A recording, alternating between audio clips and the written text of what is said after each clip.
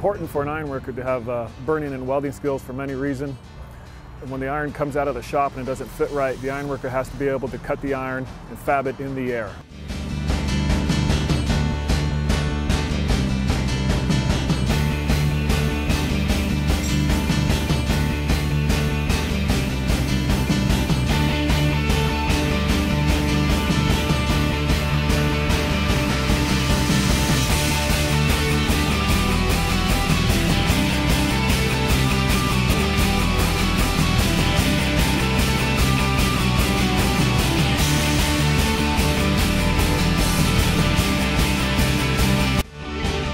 It's important for an ironworker to have welding skills for many reasons. The West Coast being in a seismic zone, many of the jobs are engineered for welding connections. To have proper appearance, proper tie-in, welding skills is important for the contractor in engineering purposes.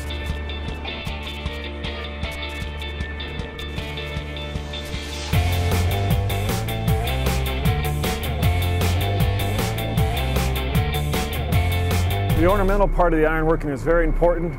After the connectors and the raising gang hang the steel and the floors are set, a group of ironworkers that are specialized in the ornamental field come in and put the window walls up. It's important to have those skills because you obviously don't want to have any leaks in the building. So putting up the glass in the ornamental is fine, but you also have to have the skills to put it in properly so you have no leaks in the future. Our competition includes instrument reading because when the iron and the columns are shipped to the job site, the ironworkers have to hang the columns at an established benchmark by the engineers on the project. If the columns were not at the particular height that's engineered, you would have a building that's not level.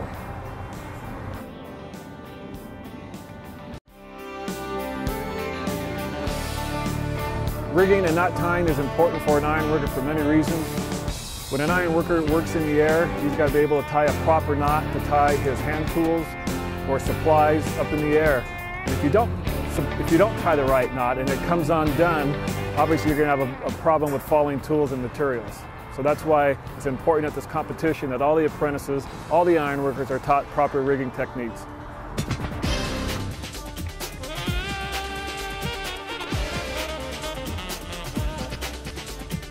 The rebar portion of our competition is very exciting. It's exciting for the participants tying and it's exciting for the participants watching. Many times out in the field, your foreman wants you to tie quick, get the rebar in, so when the concrete truck's behind you, not pulling concrete down your pocket. So moving fast is a very important part of the rebar field.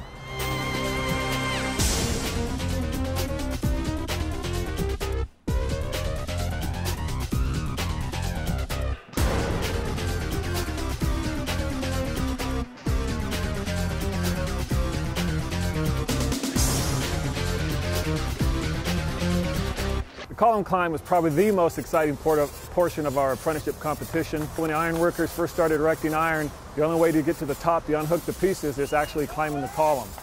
Today's OSHA standards doesn't really let an ironworker climb a column, but during the competition, because it is a fun event to watch and to participate in, we still include that in our competition. Climbing the column is part of our tradition of an ironworker, part of the culture of how the old timers used to do it in the past.